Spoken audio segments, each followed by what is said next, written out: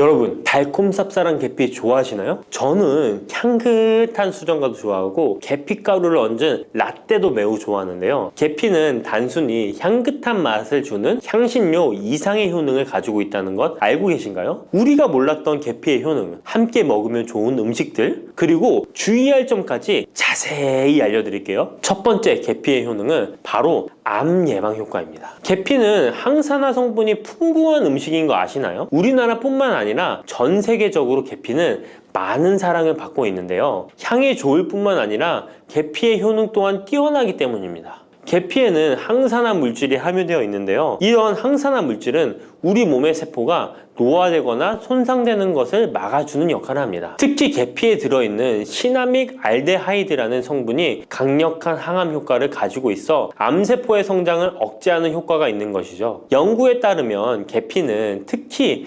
대장암이나 간암 예방에 효과적일 수 있다고 하는데요. 계피에는 항산화 물질인 폴리페놀이 풍부하게 함유되어 자유라디칼이라고 불리는 유해한 분자로부터 세포를 보호하는 역할을 합니다. 자유라디칼은 암 예방과 관련된 DNA 손상을 일으킬 수 있으므로 항산화 작용을 통해 암 예방에 도움을 줄 수 있습니다. 꾸준히 섭취하면 암 예방에 큰 도움이 될 수 있겠죠? 계피의 놀라운 효능 두 번째는 탁월한 콜레스테롤 관리입니다. 계피는 콜레스테롤 수치 조절에도 아주 유익한 식품인데요. 계피에 포함된 식이섬유와 폴리페놀 성분이 이와 같은 효능을 나타내는데 이 성분들이 혈관을 깨끗하게 유지하는데 중요한 역할을 한다고 합니다. 여러 연구에 따르면 계피에 포함된 성분들이 혈중 나쁜 콜레스테롤 LDL을 감소시키고 좋은 콜레스테롤 HDL을 증가시키는데 도움을 주고 있다고 합니다. 이는 계피에 함유된 특정 화합물이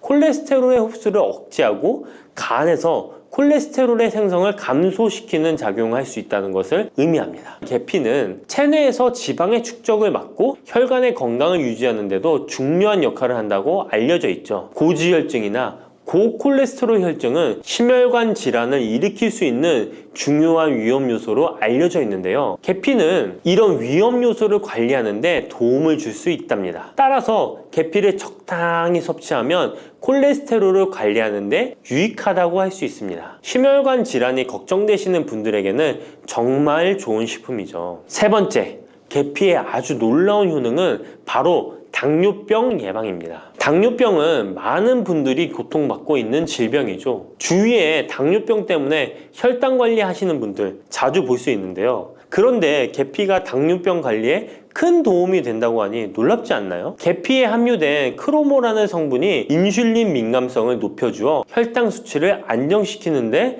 도움을 줄 수 있다고 하는데요. 연구에 따르면 계피를 꾸준히 섭취한 사람들은 식후 혈당이 급격하게 상승하는 것을 막을 수 있다고 합니다. 또한 계피에 포함된 시나믹 알데하이드 성분이 인슐린 민감도를 높여주고 혈당 수치를 안정시키는데 도움을 준다고 알려져 있죠. 이 성분이 인슐린이 더 잘 작용하도록 돕기 때문에 혈당을 효과적으로 조절하는데 도움을 주는 역할을 할 수 있습니다. 우리나라보다 더 계피를 좋아하는 인도에서 계피 섭취와 대사증후군에 관련한 실험이 진행되었는데요. 인도 델리 학교에서 진행한 실험 연구에 따르면 대사증후군이 있는 116명을 두 그룹으로 나눈 뒤 16주간 한 그룹은 계피 추출물을 섭취하고 다른 한 그룹은 계피가루가 들어있다고 속인 가짜 약을 섭취하게 했는데요. 16주 뒤 확인했더니 계피 추출물을 먹은 그룹은 가짜 약을 먹은 그룹에 비해 대사증후군에 악영향을 주는 체중, 혈당, 콜레스테롤 등의 수치가 개선되었다고 합니다. 참으로 놀랍죠. 물론 계피를 꾸준히 섭취하는 것만으로도 당뇨병을 완전히 예방할 수 있는 것은 아니지만 식이요법에 포함시킬 수 있는 좋은 재료라는 점은 분명합니다. 네 번째,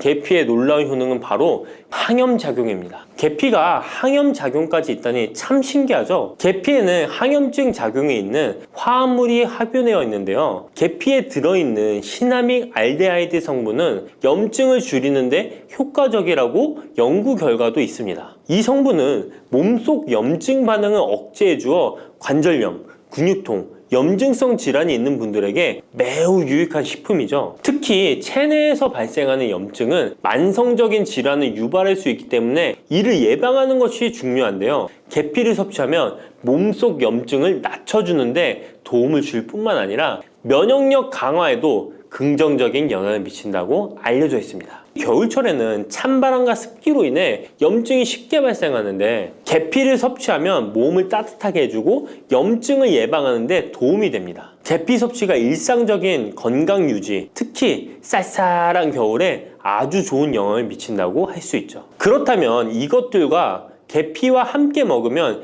계피의 효능이 2배가 된다는데요. 계피와 함께 먹으면 더 좋은 음식은 무엇일까요? 바로 알려드릴게요. 계피와 함께 먹으면 좋은 음식, 첫 번째는 요거트입니다. 계피를 요거트와 함께 먹으면 정말 맛있고 건강에도 좋다는 거 아시는 분 있나요? 혹시 그릭 요거트나 프로바이오틱스 같은 단어들 들어보셨죠? 요거트에는 단백질, 칼슘, 프로바이오틱스 등의 영양소가 풍부하게 함유되어 있는데요. 요거트는 발효식품으로 몸에 좋은 프로바이오틱스가 풍부해서 장 건강에 도움을 주는데 계피와 요거트를 함께 섭취하면 서로 시너지 효과를 낼 수 있습니다. 그리고 계피의 항염작용과 혈당 안정 효과가 더해져서 건강을 더욱 향상시킬 수 있죠. 요거트에 계피를 넣으면 소화 기능을 개선하고 특히 요거트에 계피를 넣으면 체내 지방을 태우는데 도움이 되는 효과가 있어 요거트와 계피를 함께 섭취하면 소화를 돋고 체중 관리에도 매우 좋습니다. 그게 다가 아니죠. 계피의 매콤달콤한 향이 요거트와 잘 어울려 맛있게 즐길 수 있습니다. 요거트를 자주 드시는 분들은 꼭 한번 계피를 뿌려서 드셔보세요. 샐러드 드실 때 드레싱으로 요거트를 사용한 뒤 그 위에 계피가루 톡톡 뿌려서 드시는 것도 아주 좋은 계피와 요거트 활용법입니다. 계피와 찰떡궁합인 식품 2번째는 사과입니다. 계피와 사과는 정말 잘 어울리는 조합인 거 아시나요? 사과에는 비타민C와 식이섬유, 항산화 성분이 풍부해서 면역력 강화와 소화에 도움을 주는 과일인데요. 계피는 당뇨병 예방과 관리에 도움을 주며 혈당 조절에 효과적인데요. 계피와 사과를 함께 먹으면 2가지 재료의 장점이 더해져 더욱 효과적인 건강 관리가 가능하다는 것이에요. 그리고 이 2가지가 만나면 체중 관리에도 큰 도움이 된다니 같이 안 먹을 이유가 없겠죠. 맛 또한 더욱 좋아지는데요. 계피는 사과의 달콤한 맛을 더욱 풍부하게 만들어주는데 서양에서는 디저트로 사과파이에 계피가루를 얹어 향긋하게 즐기는 게 유명하죠. 같이 섭취할 때는 사과에 계피를 뿌려서 간단히 먹거나 사과를 얇게 썰어 계피를 뿌려 먹으면 더욱 맛있고 건강한 간식이 될 수 있다는 것 기억해 주세요. 3번째, 계피와 먹으면 좋은 음식은 바로 커피입니다. 계피와 커피는 정말 좋은 궁합을 자랑한다는 거 아셨나요? 커피는 카페인 덕분에 활력을 주는 음료인데요. 커피의 쓴맛이 사람마다 호불호가 갈릴 수 있습니다. 그런데 계피를 커피에 넣으면 그 쓴맛이 부드럽게 변화하면서 더 풍부하고 깊은 맛을 느낄 수 있는데요. 계피가 커피의 쓴맛을 부드럽게 감싸주기 때문에 커피를 마시는 동안에 입안에 더 부드러운 느낌을 주게 되는 것이죠. 계피는 항염증 효과와 항산화 효과가 뛰어나서 커피와 함께 마시면 건강 효과도 한층 더 올라가는데요. 커피 자체에도 많은 항산화 물질이 포함되어 있는데 계피 역시 강력한 항산화 성분을 가지고 있기 때문에 둘을 합쳐 마시면 체내 염증을 줄여주고 세포를 보호하는 효과를 볼 수 있는 것이에요. 계피와 커피를 함께 마실 때 또 다른 장점이 있는데요. 그건 바로 혈당 조절에 있습니다. 커피는 그 자체로 혈당을 빠르게 올리는 경향이 있는데요. 계피가 이 과정을 완화시켜주면서 커피를 드실 때 혈당이 급격하게 상승하는 것을 방지할 수 있습니다. 그래서 당뇨가 있으신 분들께도 이 2 음료의 조합은 매우 추천드립니다. 그렇다면 계피와 커피는 어떻게 함께 먹는 게 좋을까요? 계피와 커피를 함께 즐기기 위한 가장 간단한 방법은 계피가루를 커피에 넣는 것인데요. 커피가 다 내려준 후 4분의 1티스푼의 계피가루를 넣고 잘 저어주면 계피의 향이 커피와 자연스럽게 어우러져 향긋한 커피 한 잔을 만들 수 있습니다. 계피를 너무 많이 넣으면 커피의 맛이 너무 강해질 수 있으니 적당량을 넣어주는 것 잊지 마세요. 또한 계피 스틱을 사용해 커피를 우려내는 방법도 있는데요. 커피를 내린 후에 계피 스틱을 커피에 넣고 몇 분간 우려내면 계피의 향이 은은하게 배어들어 훨씬 더 맛있고 건강한 커피를 즐길 수 있습니다. 계피 스틱을 사용하면 시각적으로도 멋진 효과를 줄 수 있기 때문에 커피를 더욱 고급스럽고 멋스럽게 즐기고 싶다면 계피와 커피 꼭 한번 같이 우려보세요. 계피와 찰떡궁합 꿀조합을 알려드렸다면 이번에는 계피와 함께 먹으면 몸에 해가 되는 음식이 있다는 것을 알고 계신가요? 그것은 바로 귤이나 자몽, 레몬 같은 시트러스 계열의 과일인데요. 계피와 시트러스 계열 과일을 함께 먹으면 안 되는 이유 바로 알려드릴게요. 많은 분들이 시트러스 계열 과일, 예를 들어 오렌지나 레몬을 좋아하시는데요. 이 과일들은 비타민C가 풍부하고 상큼한 맛이 참 일품이죠. 하지만 계피와 시트러스 과일을 함께 먹을 때는 주의가 필요한데요. 계피의 주요 성분 중 하나인 시나몰은 계피가 가진 가장 독특한 향을 만들어내는 성분. 계피의 주요 성분 중 하나인 시나몰은 계피가 가진 독특한 향을 만들어내는 성분인데, 이 시나몰이 시트러스 계열 과일의 산성 성분과 결합하면 위에서 소화가 잘 되지 않거나 불편한 증상을 유발할 수 있습니다. 특히 속쓰림이나 위경련이 일어날 수 있는데요. 이는 계피와 시트러스 과일이 소화효소의 분비를 방해하고 서로 반응하면서 위에 자극을 주기 때문입니다. 거기에다 시트러스 과일의 산도가 더해져 위산이 과도하게 분비될 수 있기 때문에 계피와 오렌지, 레몬, 귤과 같은 과일들을 함께 먹는 것은 피하는 것이 좋습니다. 만약 계피와 과일을 함께 즐기고 싶다면 아까 알려드렸던 사과도 매우 좋고, 아니면 배도 계피와 잘 어울리는데요. 이러한 과일 소화에도 부담을 주지 않기 때문에 이제부터 계피와 과일을 함께 드시고 싶다면 꼭 유의해 주세요. 계피가 많은 효능을 가지고 있지만 부작용도 있을 수 있는데요. 계피를 섭취할 때 주의할 점은 무엇일까요? 그건 바로 과다 섭취, 간에 손상을 줄 수 있기 때문입니다. 계피는 적당히 섭취하면 건강에 많은 도움을 주지만 과다 섭취 시에 간에 부담을 줄 수 있다는 거 아셨나요? 특히 일반적으로 판매되는 카시아 계피는 쿠마린이라는 성분을 포함하고 있는데요. 이 성분은 과다 섭취 시에 간 손상을 일으킬 수 있습니다.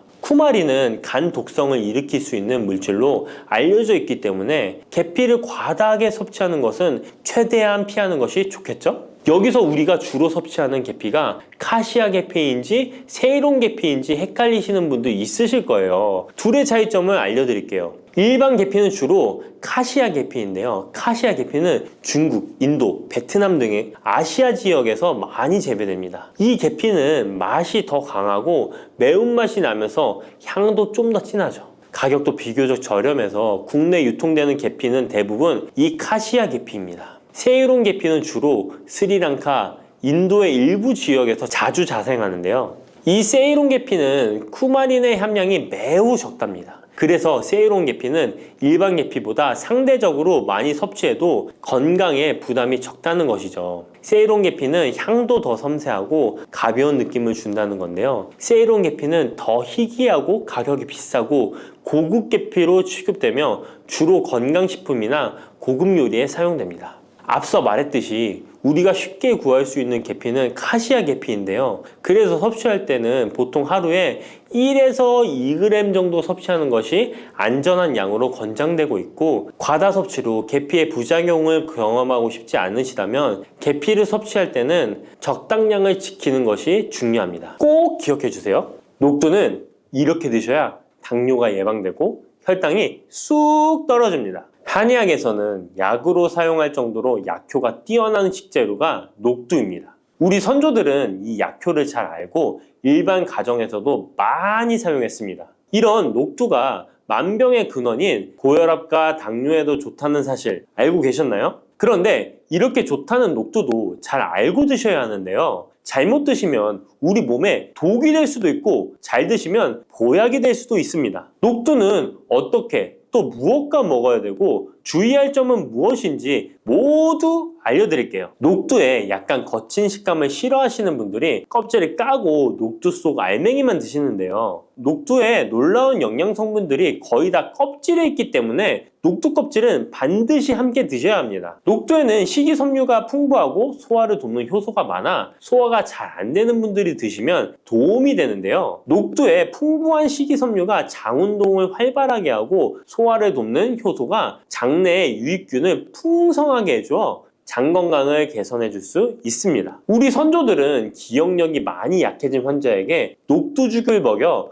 몸을 회복시켜 주었는데요. 그만큼 몸이 약해진 환자들의 몸에도 흡수가 잘 될 만큼 녹두가 우리 몸에 좋다는 것이죠. 놀랍게도 녹두에는 마그네슘, 칼슘과 같은 미네랄 성분들도 풍부한데요. 이 풍부한 칼슘은 골다공증을 예방하고 뼈를 튼튼하게 하는 효과가 있습니다. 칼슘이 뼈를 이루는 주성분인 것은 잘 알고 계시죠? 마그네슘은 이런 필수 미네랄인 칼슘의 흡수를 도와주기 때문에 녹두가 뼈 건강에도 놀라운 효능을 발휘할 수 있는 것입니다. 그런데 녹두는 성질이 차기 때문에 몸이 찬 분들은 주의해서 드시는 게 좋은데요. 이 때문에 녹두의 껍질을 벗기고 드시는 분들이 있습니다. 하지만 마늘과 함께 드신다면 몸이 찬 분들도 조금 더 편안하게 녹두를 드실 수 있습니다. 마늘의 따뜻한 성질이 녹두의 찬 성질을 중화시켜주기 때문이죠. 이뿐만 아니라 마늘이 대표적인 항암식품인 사실은 알고 계시잖아요. 마늘에는 S알리시스테인과 알리신이라는 성분이 풍부해서 암세포를 억제하고 사면시켜주는 효능이 있습니다.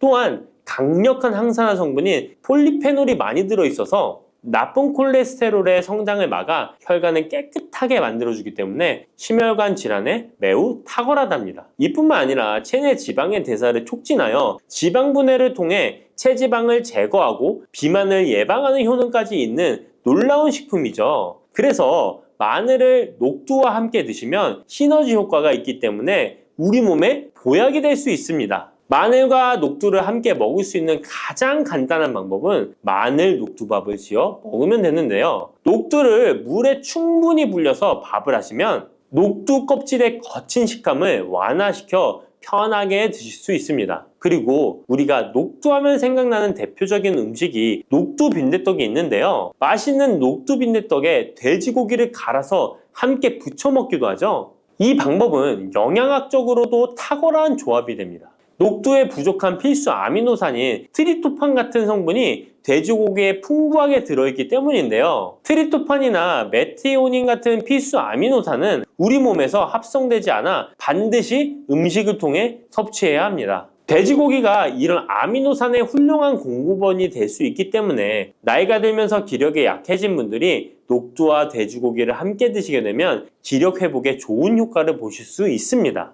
또한 돼지고기에는 단백질이 풍부하여 근육을 튼튼하게 하는데 도움을 주고 풍부한 비타민 B1은 피로 회복과 신경 안정에도 매우 효과적입니다. 철분도 풍부해 나이가 들며 부족해지는 철분 보충에도 효과를 볼 수 있고 필수 지방산인 리놀렌산이 많아 동맥경화와 고혈압 같은 성인병의 예방, 아연, 셀레늄, 비타민 B6 등의 영양소가 면역력을 강화하는 데에도 도움을 줍니다. 녹두는 또한 혈당을 낮춰주고 인슐린 감수성을 높여주는 효능이 있어서 당뇨 관리에도 너무 좋은 식품인데요. 풍부한 식이섬유는 소장에서 당의 흡수를 지연시켜주고 다양한 미네랄과 비타민이 당뇨로 인한 합병증을 예방하는 데에도 좋은 효능이 있습니다. 이때 팥과 함께 드시면 이런 효과들이 매우 높아집니다. 팥은 강력한 항산화 성분인 안토시아닌이 풍부해서 혈관의 활성산소를 제거해주고 혈관세포의 손상을 예방해줘서 혈관을 깨끗하고 건강하게 해줄 수 있습니다. 2014년에 발표된 한 연구에서 팥을 섭취하는 것이 2형 당뇨병 환자의 혈당 수치와 인슐린 저항성을 개선하는 데 도움이 되는 것으로 보고됐습니다. 이 연구에서는 4주 동안 매일 팥을 섭취한 결과 당뇨 환자들의 공복 혈당 수치가 평균 19.5% 감소하였고 인슐린 저항성이 감소하는 결과를 볼 수 있었습니다.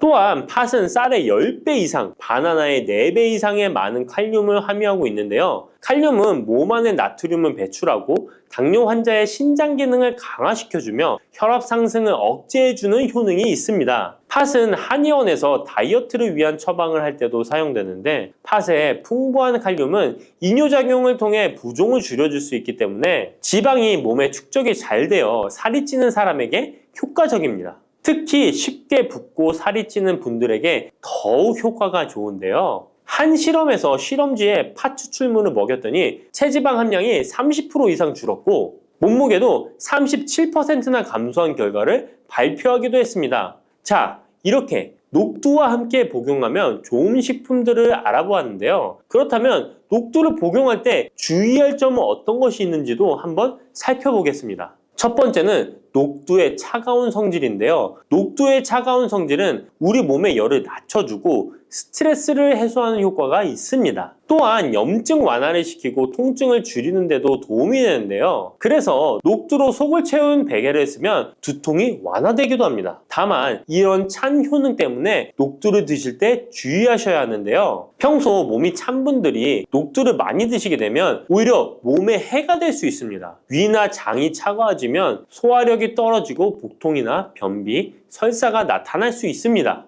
이런 분들이 녹두를 드시려면 앞에서 알려드린 대로 마늘과 함께 드셔보시기 바랍니다. 그리고 두 번째 주의할 점은 바로 녹두의 강력한 해독작용입니다. 녹두의 해독작용은 우리 몸의 중요한 장기 중 하나인 간에 많은 도움을 주는데요. 간은 우리 몸의 독소를 해독하는 역할을 맡고 있는데 녹두가 이런 간의 해독 기능을 도와주게 됩니다. 녹두의 풍부한 단백질과 펩타이드는 간 해독작용에 필요한 글루타치온의 원료를 공급해주며 체내의 중금속과 독성물질과 결합하여 몸 밖으로 내보내는 역할을 하게 됩니다. 특히 중금속 해독 연구에서는 납, 카드뮴 등의 흡수를 억제하거나 배출을 도와서 독성 완화 효과를 보여주기도 했습니다. 하지만 이런 효과가 우리가 보약을 복용하는 경우에는 상극이 될 수 있습니다. 보약의 효과가 녹두의 해독작용 때문에 많이 사라져버릴 수 있기 때문입니다. 그래서 한의원에서 한약을 지으면 녹두나 숙주나물을 먹지 말라고 얘기하는 겁니다.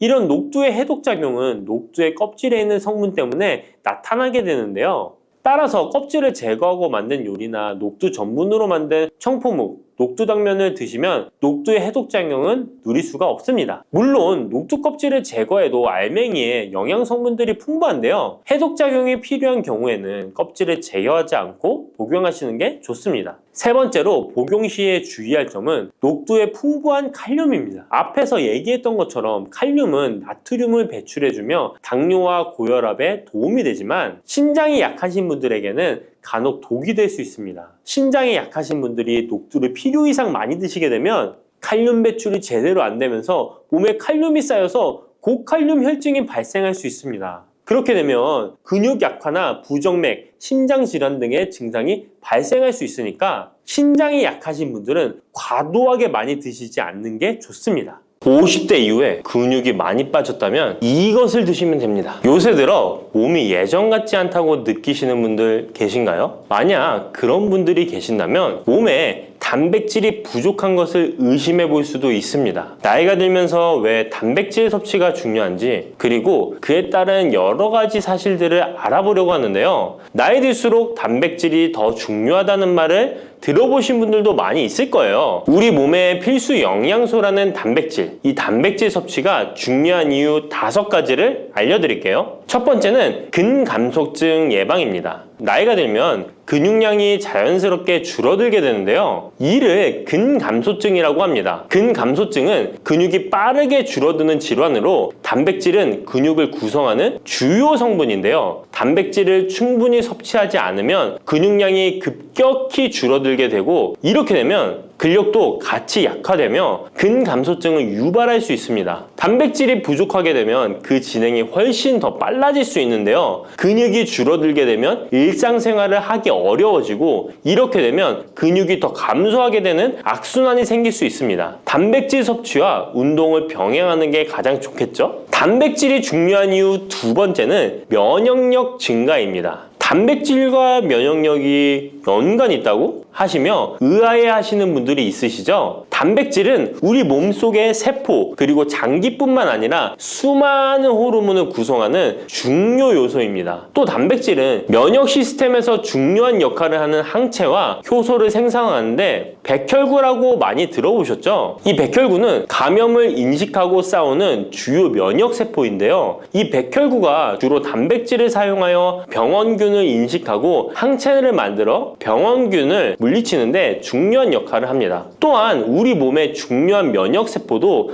감염에 대응할 때 단백질을 사용하여 신호를 보내고 병원균을 파괴하는 작용을 합니다. 나이가 들면서 면역 시스템이 약해지기 쉬운데 그럴수록 단백질을 충분히 섭취하면 면역력을 높일 수 있습니다. 단백질 섭취가 중요한 이유 세 번째는 심혈관계 질환 예방입니다. 단백질은 심혈관 건강에도 영향을 주는데요. 특히 식물성 단백질이 도움을 줍니다. 예를 들자면 콩류와 견과류 등은 나쁜 콜레스테롤인 LDL의 수치를 낮추고 심혈관계 질환의 위험을 줄이는데 도움이 됩니다. 특히 노년층에서 단백질 섭취는 고혈압, 동맥경화증, 심장병 등을 예방하는데 중요한 역할을 합니다. 네 번째는 피부의 탄력 저하를 예방합니다. 피부의 주성분 중 하나인 콜라겐은 단백질로 이루어져 있는데요. 나이가 들면 콜라겐이 자연스럽게 감소하게 되는데 이로 인해 피부 탄력이 떨어지고 주름이 생깁니다. 이때 단백질을 충분히 섭취하면 피부 건강에도 좋은 영향을 주는데요. 단백질 공급은 피부 재생을 촉진시켜 피부 건강을 유지하는 데 도움을 줍니다.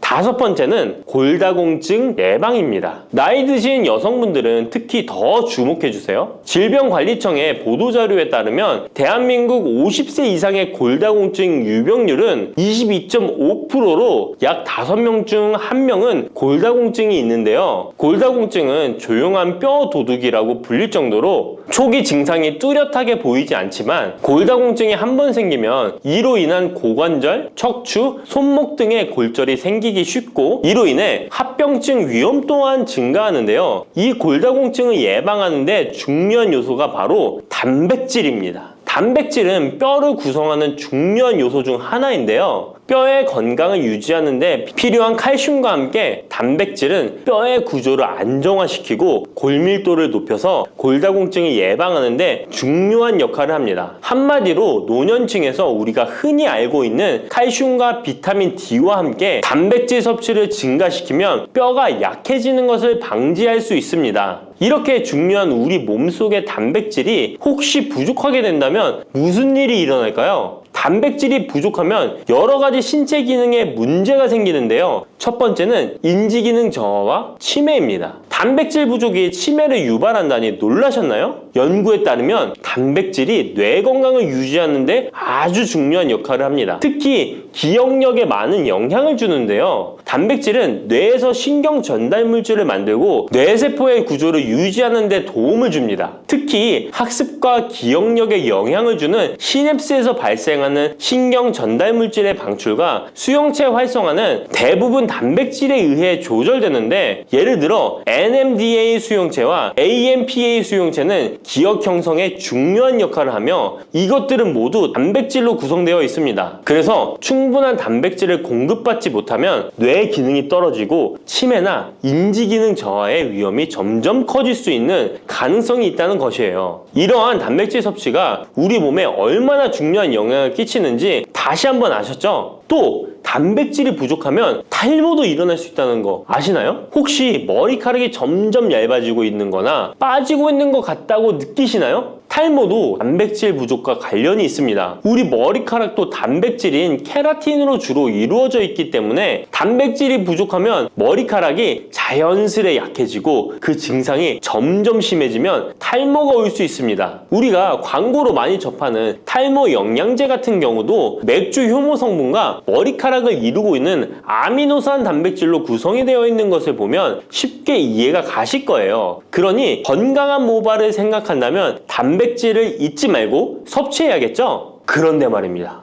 왜 노년층이 단백질을 더 많이 섭취해야 하는 걸까요? 젊은 사람들보다 더 중요한 이유가 있을까요? 그 이유는 노년층은 근육이 자연스럽게 감소하고 신진대사도 느려져서 기초대사량이 감소하기 때문에 체지방률이 증가할 수 있고 단백질의 체내 합성 능력 또한 떨어지게 되는데요. 그러면 근육량이 줄어들게 되고 그만큼 신체 활동도 힘들어지면서 일상생활에서 어려움을 겪을 수 있는 것입니다. 그래서 노년층일수록 단백질을 충분히 섭취해서 근육을 유지하는 게 매우 중요하답니다. 그런데 노년층은 소화 기능이 떨어지기 때문에 사실 고기나 생선 같은 동물성 단백질을 섭취하는 게 불편할 수 있고 또 나이가 드시면서 식사량이 감소하거나 식사 준비의 번거로움도 매끼 단백질을 챙겨 먹는데 어려움을 주는 게 사실입니다. 그래서 혼자 지내시는 분들은 더욱더 단백질 섭취가 어렵기도 합니다. 또한 어떤 분들은 체중 증가를 걱정해서 단백질이 고칼로리라고 생각해서 드시기를 꺼려 하기도 하고요. 그렇다고 해서 섭취하기 어렵다고 단백질의 섭취를 멀리해서는 절대 안 됩니다. 우리 몸에 이렇게 필수적인 단백질을 충분히 섭취하기 좋은 음식에는 무엇이 있을까요? 단백질을 섭취하기 좋은 추천 음식 4가지 바로 소개해 드릴게요. 첫 번째 식품은 계란입니다. 사실 단백질 하면 가장 먼저 떠오르는 식품이 계란인데요. 계란 2알만 드셔도 하루에 필요한 단백질의 20%를 섭취할 수 있다는 거 아셨나요? 특히 계란의 단백질은 완전 단백질로 분류되는데요. 이는 우리 몸이 제대로 기능하는 데 필요한 필수 아미노산을 포함한다는 것을 뜻해요. 계란은 단백질뿐만 아니라 비타민 A, D, E도 함유하고 있어 건강에 매우 좋은데요. 계란은 자연적으로 비타민 D를 함유하고 있는 드문 식품 중 하나입니다. 또한 계란 노른자에는 칼슘, 구리, 요오드, 철분, 망간, 인, 셀레늄, 아연도 풍부하게 함유하고 있어서 계란을 먹으면 많은 영양소를 쉽게 섭취할 수 있는 거죠. 두 번째 식품은 생선입니다. 등푸른 생선 좋다는 이야기는 누구나 한 번쯤 들어보셨을 텐데요. 사실 등푸른 생선뿐만 아니라 다른 생선도 저지방, 고단백 식품으로 다른 고단백 식품인 육류에 비해 지방 함량이 낮고 필요 영양소는 그대로 제공해 줍니다. 생선에는 단백질과 함께 오메가3 지방산도 풍부하게 함유되어 있어 심혈관 건강에 좋죠. 특히 연어, 고등어, 참치 같은 생선은 단백질뿐만 아니라 항염증 효과도 있습니다. 그리고 대구 같은 백색 생선은 지방 함량이 매우 적고 단백질은 상대적으로 많아서 체중 걱정이신 분들이나 다이어트를 하는 사람들에게 더욱 좋은 생선입니다. 등푸른 생선도 지방 함량은 높지만 이 지방이 건강에 유익한 오메가3 지방산이기 때문에 건강에 도움이 되는데요. 생선의 단백질은 다른 육류나 콩류보다 소화가 편하고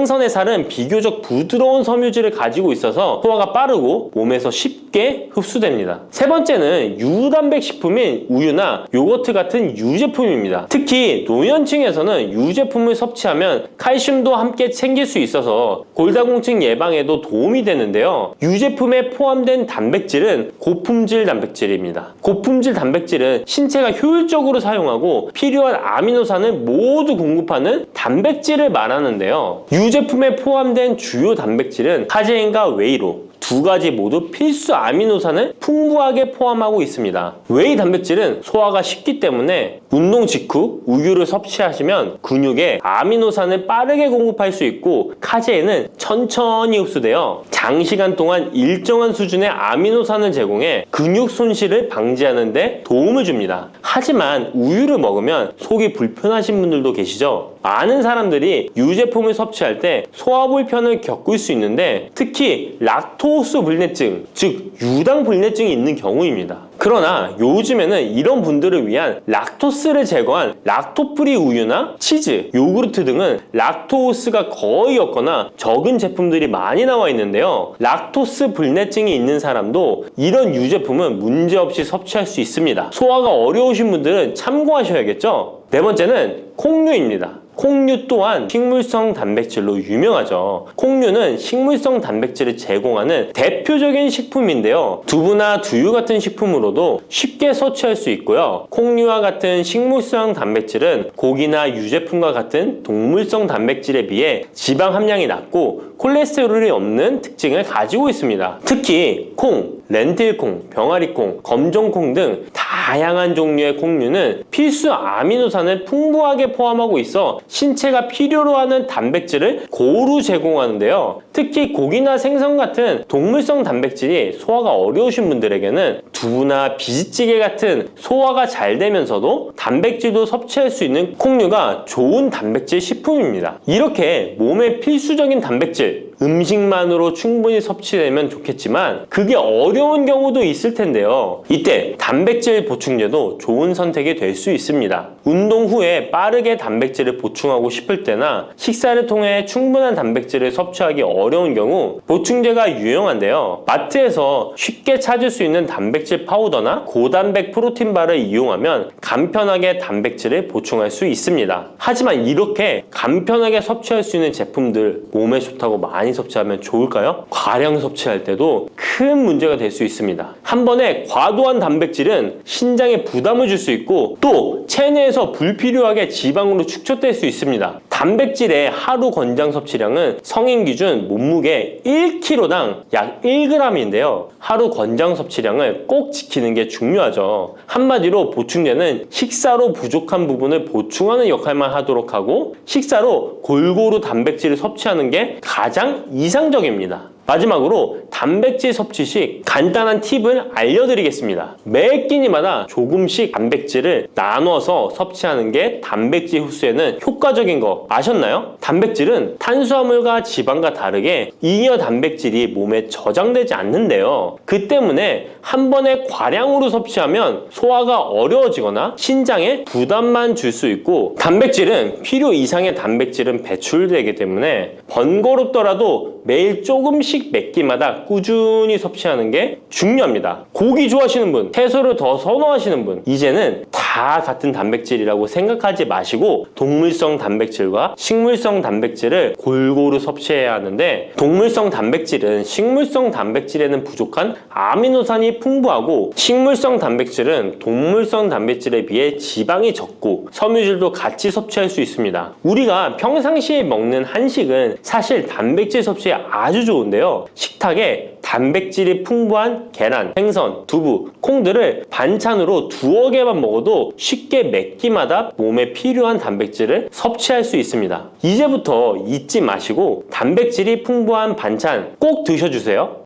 침침한 눈이 밝아지고 뱃살이 쏙 빠지려면 단호박을 이렇게 드셔야 합니다. 호박이 넝쿨채에 굴러 떨어졌다라는 표현 아시나요? 큰 힘을 들이지 않으면서 우연히 좋은 일이 생기거나 큰 성과를 거둘 때 이런 속담 쓰이죠? 옛부터 단호박은 그 자체로 맛있고 영양가가 풍부한 식품으로 많은 사랑을 받아온 채소인데요. 맛있는 단호박이 우리 건강에 다양한 효능을 제공하는 사실 알고 있나요? 그리고 단호박에 관한 건강한 삶을 사는데 도움이 되는 정보들 같이 알아보실게요. 단호박은 맛도 좋고 건강에 많은 효능을 가지고 있는 정말 훌륭한 식품인데요. 이런 단호박의 놀라운 효능들 5가지 바로 알려드릴게요. 단호박의 첫 번째 효능은 바로 심혈관 건강 개선입니다. 단호박에는 불포화 지방산과 식이섬유가 풍부하게 들어있는데 이런 성분들이 혈중 콜레스테롤 수치를 조절하고 혈액순환을 원활하게 도와줍니다. 또한 이 불포화 지방산은 체내에 축적된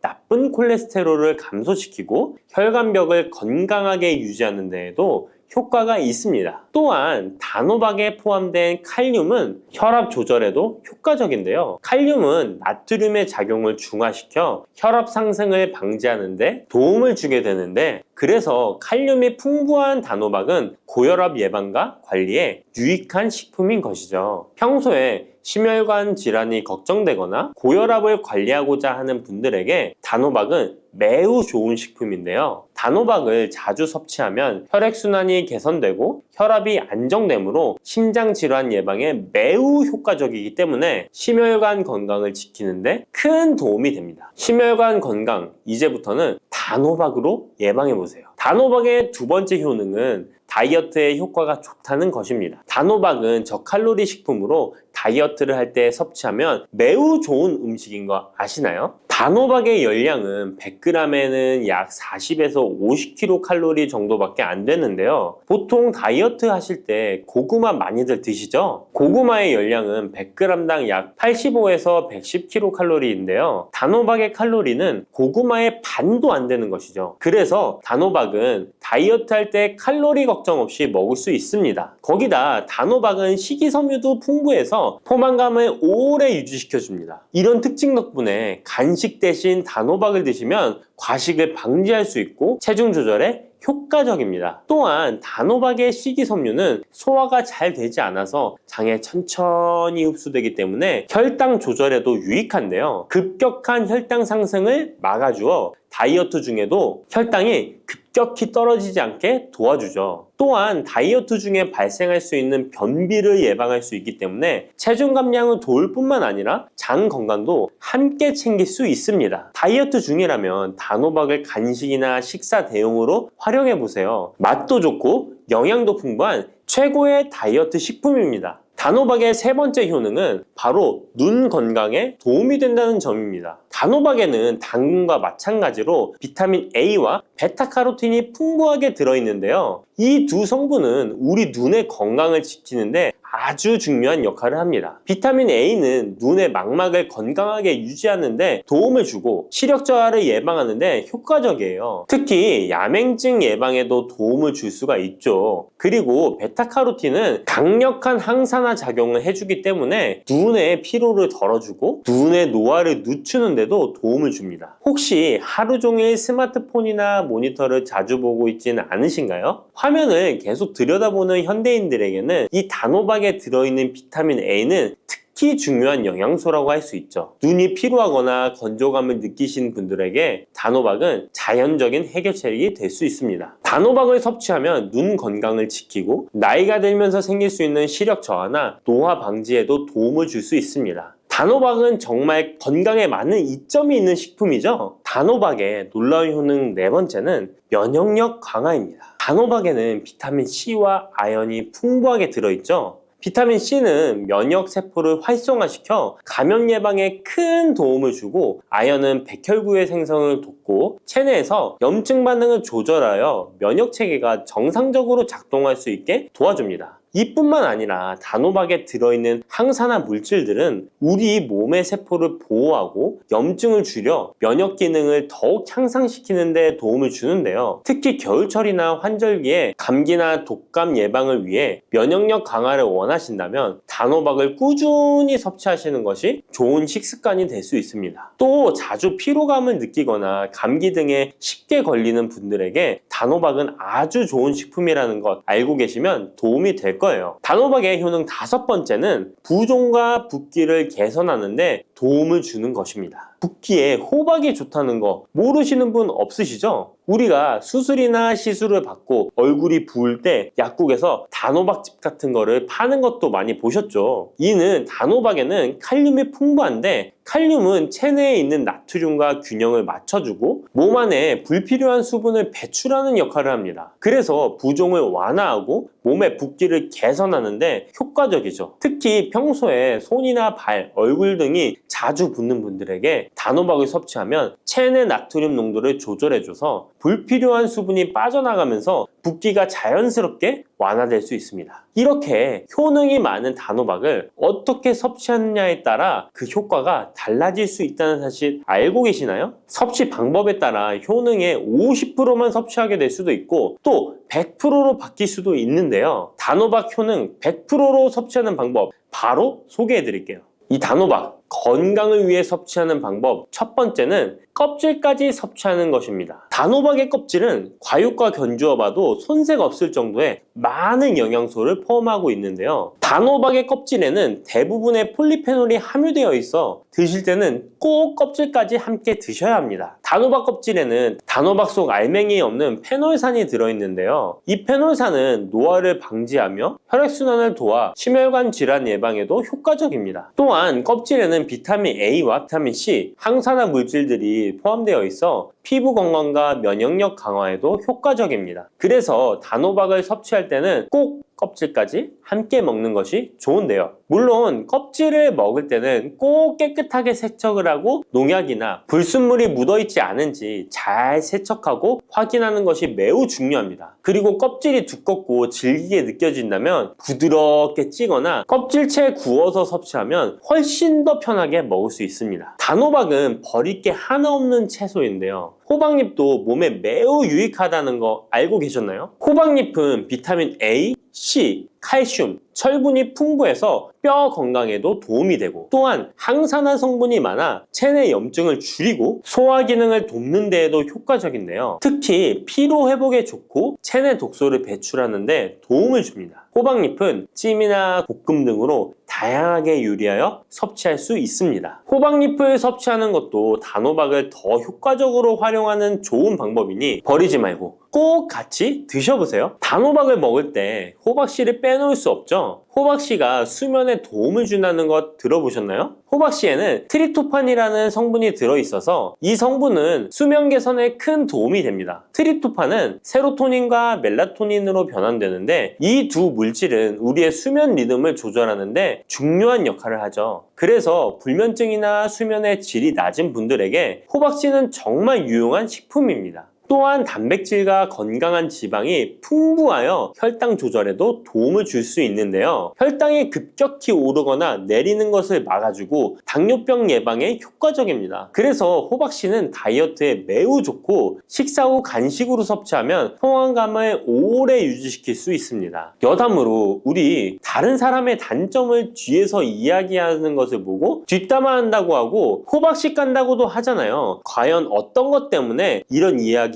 나왔을까요? 저도 궁금합니다. 아시는 분은 알려주세요. 이렇게 단호박은 아주 건강에 좋은 식품이지만 섭취 시 주의할 점이 있는데요. 건강을 지키기 위한 몇 가지 단호박 섭취 유의사항을 알아볼게요. 첫 번째는 껍질 섭취 시 소화 문제입니다. 단호박의 껍질은 건강에 많은 효능이 있지만 소화가 어려운 경우도 있을 수 있는데요. 특히 소화 기능이 약한 분들이나 위장에 민감한 분들은 껍질이 소화되지 않거나 불편함을 느낄 수 있습니다. 이런 분들은 단호박 껍질을 제거하고 속만 섭취하는 것이 좋습니다. 아니면 껍질을 먹을 때는 반드시 부드럽게 조리하여 섭취해서 소화 불량이나 복부 팽만감을 최대한 피하게 해야 합니다. 두 번째 유의사항은 알레르기 반응입니다. 단호박은 일반적으로 알레르기 반응을 일으키는 경우가 드물지만 일부 사람들은 호박에 알레르기가 있을 수 있는데요. 특히 호박이나 호박씨에 민감한 분들은 섭취 후 발진이나 가려움 등의 증상을 경험할 수 있습니다. 이런 증상이 나타난다면 단호박 섭취를 바로 중지하고 알레르기 전문의와 상담하는 것이 좋습니다. 알레르기 반응은 개인의 체질에 따라 다를 수 있기 때문에 처음 먹을 때는 소량으로 섭취하여 반응을 확인하는 것이 안전하다는 거 기억해 주세요. 단호박 섭취에 유의해야 할 사항 세 번째는 신장 질환이 있는 사람의 섭취입니다. 단호박은 칼륨이 풍부한 식품인데요. 신장 기능이 약한 분들은 칼륨 과다 섭취가 문제가 될 수 있습니다. 칼륨이 과잉 섭취되면 신장에 부담을 줘서 부종이나 혈압 상승 등의 문제가 발생할 수 있기 때문인데요. 신장 질환이 있는 사람은 칼슘 섭취를 조절해야 하므로 단호박을 섭취하기 전에 반드시 의사와 상담하는 것이 좋습니다. 신장에 문제가 있는 분들은 단호박 섭취 시에 본인에게 맞는 양을 조절하여 섭취해야 합니다. 네 번째, 단호박 섭취 시 유의사항은 다이어트 시 과잉 섭취입니다. 아까 얘기 드렸듯이 단호박은 다이어트에 유익한 식품이라고 했잖아요. 하지만 다이어트에 도움이 되는 단호박도 조리 방법에 따라 칼로리가 달라질 수 있습니다. 예를 들어 단호박을 버터나 크림 등 고칼로리 재료와 함께 조리하면 그만큼 칼로리가 높아져서 다이어트에 좋지 않을 수 있습니다. 다이어트를 하시는 분들은 단호박을 찌거나 구운 방법으로 조리하고 고칼로리 재료를 피하는 것이 건강하고 성공적인 다이어트를 위해서 꼭 필요합니다. 또한 단호박에 포함된 당분은 비교적 낮지만 당뇨가 있는 사람은 과도하게 섭취하지 않도록 주의해야 합니다. 마찬가지로 다이어트 중에도 혈당의 급격한 상승을 막기 위해 적당량을 섭취하는 것이 중요합니다.